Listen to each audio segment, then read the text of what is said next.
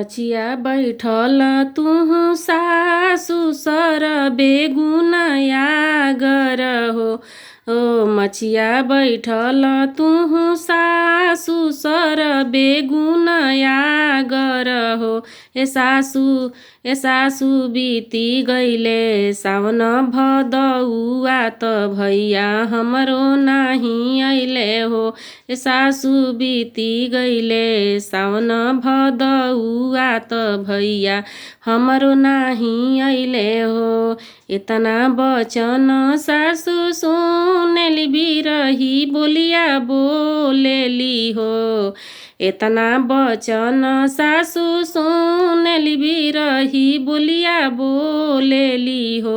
ए बहुआ बाबा तोरो हंगनी र मोहिया त भैया ना पेठावेले हो। ए बहुआ बाबा तोहरो हंगनी र मोहिया त भैया ना पेठावेले हो। इतना बचन बहु सुनेली सूरज के मनावेली हो। इतना बचन बहुआ सुनेली सूरज के मनावेली हो। ए सूरज बाबा घरे देत संपतिया त भैया हमरो अइतेनु हो। ए सूरज बाबा घरे देत संपतिया त भैया हमरो अइतेनु हो।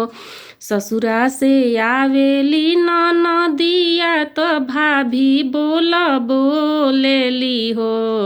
ससुरा से आवेली ननदिया भाभी से बोलेली हो। ए भाभी तोहार भैया घोड़िया सवार दुअरवे पर आवेले हो। ए भाभी तोहार भैया घोड़िया सवार दुअरवे पर आवेले हो।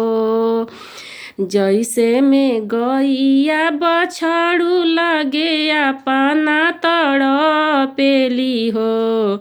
जैसे में गैया बछड़ू लगे अपना तड़पेली हो। ए ललना ओई से तड़पेली बहिनिया त अपना भैया लागी हो। ए ललना ओई से तड़पेली बहिनिया त अपना भैया लागी हो। तालवा तलौआ भरी गईले तयवरु पोखरावानु हो। तालवा तलौआ भरी गईले तयवरु पोखरावानु हो। ए ललना भरी गईले बाबा अंगनैया त बहिनी के रोआला से हो। ए ललना भरी गईले बाबा अंगनैया त बहिनी के रोआला से हो। इतना बचन भैया सुनेले सुनहु न पावेले हो। इतना बचन भैया सुनेले सुनहु न पावेले हो। ए बहिनी को मन तोहरा दिल में दर्दिया त हमसे बतावनु हो।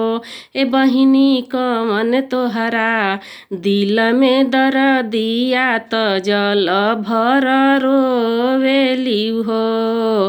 ई मत जनिह बहिनी भैया तोहरो भैया गरीब बाड़े हो। ई मत जनिह बहिनी भैया तोहरो भैया गरीब बाड़े हो। ए बहिनी साँझी बेरा डोलिया फनैब सबेरे लेके जइबनु हो। ए बहिनी साँझी बेरा डोलिया फनैब सबेरे लेके जइबनु हो। ए बहिनी साँझी बेरा डोलिया फनैब सबेरे लेके जइबनु हो।